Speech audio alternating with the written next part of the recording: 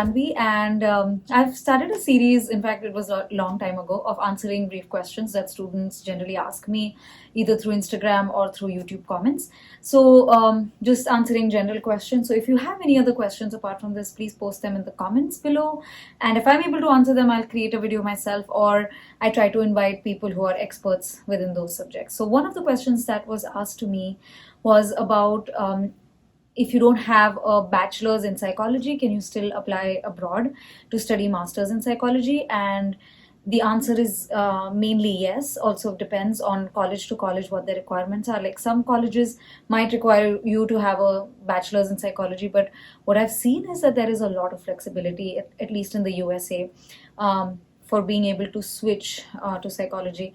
Like in the PhD program that I am in psychology, they accept students from lots of fields. So I know people who've done a bachelor's in theater and are still pursuing a PhD in counseling psychology. So I think that there is a lot of flexibility, and especially if you're looking at masters, then I think there would be a lot of flexibility. I know of a lot of students who have come from very different fields to come into the field of psychology. So what I would say is, if you go on the website of any college that you're looking at, go on the website and looking at the place where you apply and looking at the requirements and eligibility to apply, you can find out if they require you to do a full majors in psychology. If you think that you're not able to find it very easily on the website, you can also double check with the universities there. Just there might be an admissions coordinator or somebody's email that I think you might be able to ask if you're eligible to apply to those places. I think the thing that you need to think about is when you come abroad, you also have to give a visa interview.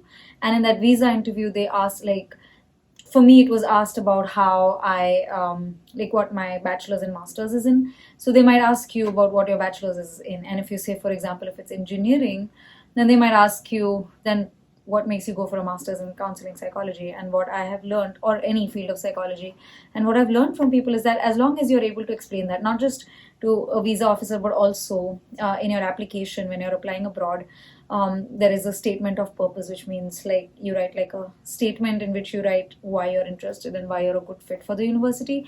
So in that statement, you can try to clarify that what led you or what made you interested in psychology. And I think what matters a lot is that if you're interested and passionate about pursuing something, rather than necessarily having that sort of a background. And if you've taken a certain course, like a one course, maybe you're doing 12th science and you took psychology, you can mention that this is when I studied psychology and I was very, very interested in pursuing it further. So I decided to do it in masters or at a PhD level. So I think basically the answer is yes. And even in India, it used to, I have a whole video on this, but in India it used to be different, that you needed a bachelor's in psychology to be able to get into a master's. But now lots of universities are changing that, and you don't necessarily need to have a bachelor's in full psychology to be able to apply for a master's. I hope this helps, and if you have any other questions, please let me know.